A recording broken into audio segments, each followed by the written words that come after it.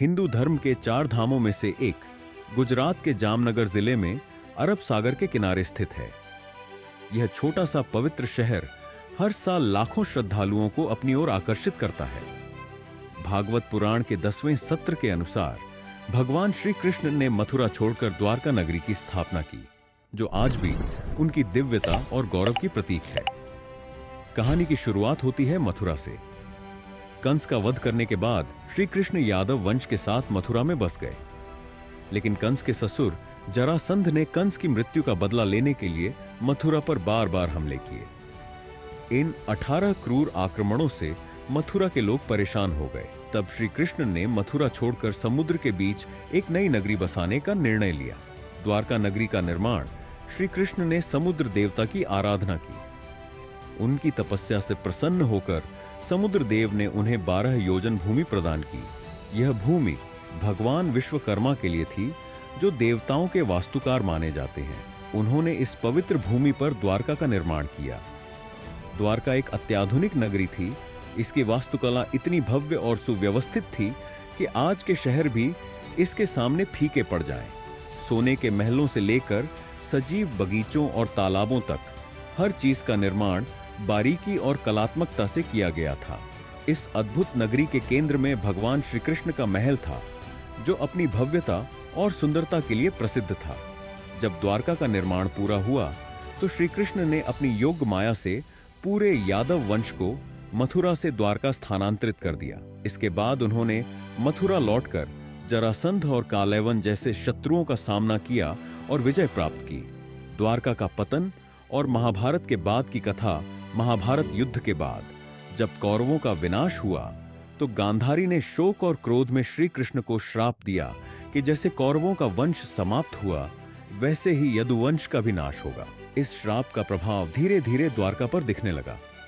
यदुवंशियों के बीच आपसी कलह और संघर्ष बढ़ गए। अंततः वे आपस में लड़ लड़कर मारे गए। बलराम ने भी इस विनाश को देख आत्मसमर्पण कर दिया और शरीर त्याग दिया। श्री कृष्ण, जो इन घटनाओं से अत्यंत व्यथित थे, वन में अकेले विचरण करने लगे। एक दिन वे एक पेड़ के नीचे बैठे चिंतन कर रहे थे। उसी समय एक शिकारी जरा ने गलती से श्री कृष्ण के पैर के अंगूठे को हिरण का मुख समझ लिया और तीर चला दिया। जब वह पास गया तो उसने श्री कृष्ण को पहचान लिया और अपने किए के लिए क्षमा मांगी। श्री कृष्ण ने शांत भाव से उसे क्षमा कर दिया और देह त्याग दी। अर्जुन का आगमन और द्वारका का विसर्जन, श्री कृष्ण की मृत्यु का समाचार अर्जुन तक पहुंचा। वे अत्यंत दुखी होकर द्वारका आए। अर्जुन ने वासुदेव जी और नगर के शेष बचे स्त्री बच्चों को हस्तिनापुर ले जाने की तैयारी की। प्रभास क्षेत्र में उन्होंने यदुवंशियों का अंतिम संस्कार किया। इसके बाद जैसे ही अर्जुन ने द्वारका से लोगों को लेकर प्रस्थान किया, समुद्र ने पूरी नगरी को अपने भीतर समेट लिया। महाभारत में वर्णन मिलता है कि यह पूरी घटना एक ही दिन में घटित हुई। द्वारका इतिहास, आस्था और चमत्कार का संगम। द्वारका सिर्फ एक पौराणिक नगरी नहीं, बल्कि एक धरोहर है, जो भगवान श्री कृष्ण के जीवन और उनके समय की महानता की झलक देती है। यह नगरी आज भी कृष्ण भक्तों के लिए आस्था का केंद्र बनी हुई है। द्वारका न केवल हमारे धर्म का प्रतीक है, बल्कि यह हमें हमारी संस्कृति और इतिहास से जोड़ती है। अगर आपको यह कहानी पसंद आई हो तो इसे लाइक और शेयर करें, हमारे चैनल को सब्सक्राइब करें और हमें कमेंट में बताएं कि आप और किस विषय पर जानकारी चाहते हैं। नगरी और उसका राजमहल समुद्र में समा गए। किंवदंतियों के अनुसार श्री कृष्ण के पुत्र साम को भी ऋषियों से श्राप मिला था, जिसने इस त्रासदी को और गहराया। एक बार महर्षि विश्वामित्र, नारद, कर्ण और अन्य अर्षि द्वारका पधारे। यादव वंश के कुछ शरारती युवकों ने श्री कृष्ण के पुत्र साम को स्त्री वेश में तैयार किया और ऋषियों से मजाक करने की सोची। उन्होंने ऋषियों से कहा कि यह स्त्री गर्भवती है और पूछा कि गर्भ में पल रहा शिशु कैसा होगा। ऋषियों ने उनका उपहास देखकर क्रोधित होकर श्राप दिया कि इस स्त्री के गर्भ से एक मुसल, लोहे का टुकड़ा जन्म लेगा, जो पूरे यदुवंश का विनाश करेगा।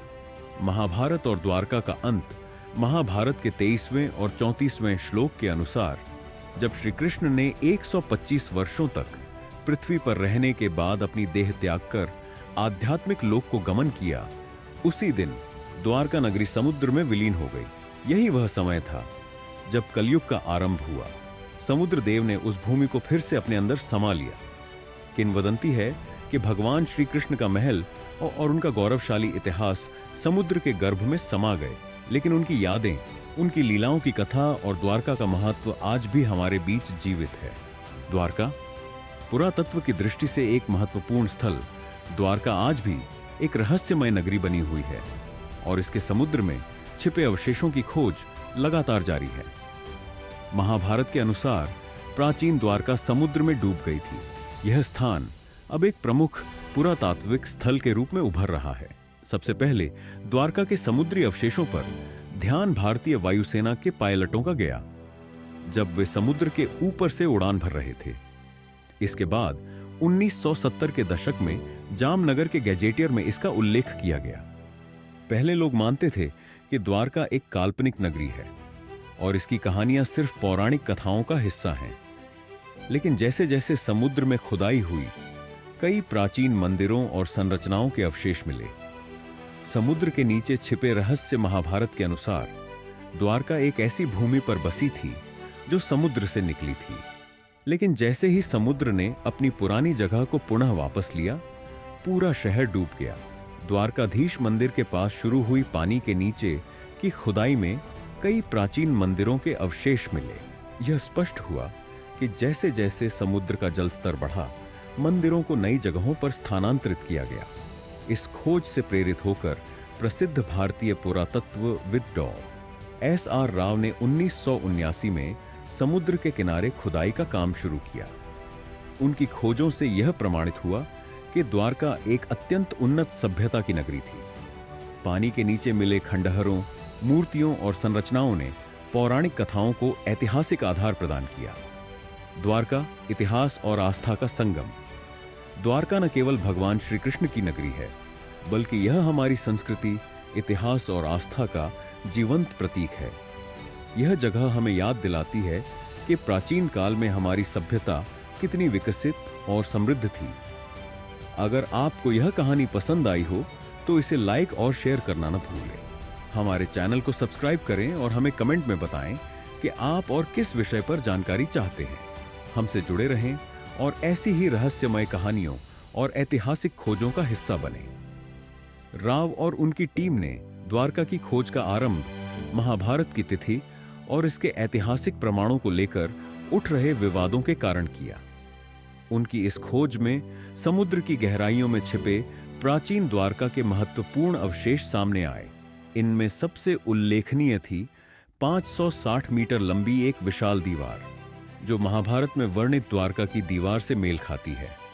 पुराणों में वर्णित 50 खंभों में से लगभग 30 खंभे इस खोज के दौरान पाए गए।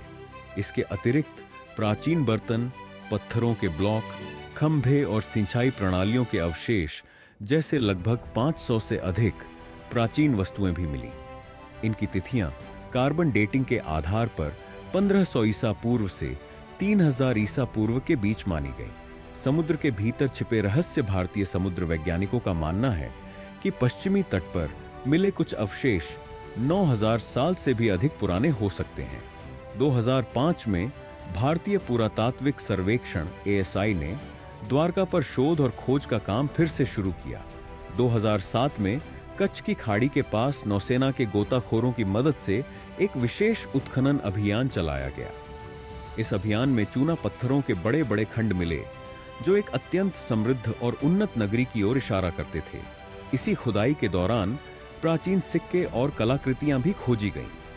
इनकी तिथि समुद्र के भीतर से मिले अन्य अवशेषों से मेल खाती है। पुरातत्व विशेषज्ञों ने द्वारका के तटीय इलाकों में 9 किलोमीटर लंबी एक प्राचीन नदी का पता लगाया। इसके किनारे सभ्यता के अवशेष और शिल्पकला के अद्भुत नमूने भी प्राप्त हुए। द्वारका की प्राचीन महानता इन शिल्पों का कार्बन डेटिंग परीक्षण किया गया, जिससे यह साबित हुआ कि ये अवशेष 9000 साल से भी पुराने हैं। इसके अलावा समुद्र के भीतर मिले जहाजों के अवशेष यह भी दर्शाते हैं कि द्वारका का एक प्राचीन बंदरगाह था, जो 15वीं से 18वीं शताब्दी तक भारत और अन्य क्षेत्रों के साथ व्यापारिक संबंधों में सक्रिय भूमिका निभाता था। महाभारत के महाप्रस्थानिक पर्व में उल्लेख है कि अर्जुन की आंखों के सामने विशाल लहरें आईं और द्वारका को अपने बहाव में समेट लिया। सवाल उठता है कि समुद्र का जलस्तर तो धीरे धीरे बढ़ता है, तो यह कैसे संभव हुआ? पौराणिकता या ऐतिहासिकता? आज भी बहुत से लोग महाभारत, रामायण और अन्य पौराणिक कथाओं को केवल मिथक मानते हैं, लेकिन द्वारका के साथ साथ कई अन्य खोजें इस बात का प्रमाण देती हैं कि मानव सभ्यता का इतिहास हड़प्पा और मोहनजोदड़ो से भी हजारों साल पहले का है। द्वारका इतिहास, आस्था और विज्ञान का संगम। श्री कृष्ण की नगरी द्वारका केवल एक पुरातात्विक खोज नहीं, बल्कि हमारी सांस्कृतिक धरोहर है। यह नगरी हमारी आस्था, इतिहास और विज्ञान को एक साथ जोड़ती है। यह न केवल प्राचीन सभ्यताओं की महानता का प्रतीक है, बल्कि उस समय की उन्नति और बौद्धिकता की झलक भी दिखाती है। जैसे जैसे हम आगे बढ़ते हैं, यह जरूरी है कि हम प्राचीन सभ्यताओं के अवशेषों को केवल कहानियों तक सीमित न रखें। वे हमें हमारे अतीत की जड़ों को समझने और भविष्य की दिशा तय करने में मदद करते हैं। अगर आपको यह वीडियो पसंद आया हो तो इसे लाइक और शेयर करें। हमें कमेंट में बताएं कि आप और किस विषय पर जानकारी चाहते हैं। ऐसी ही अनसुनी, अनकही और अनदेखी कहानियों के लिए हमारे चैनल को सब्सक्राइब जरूर करें।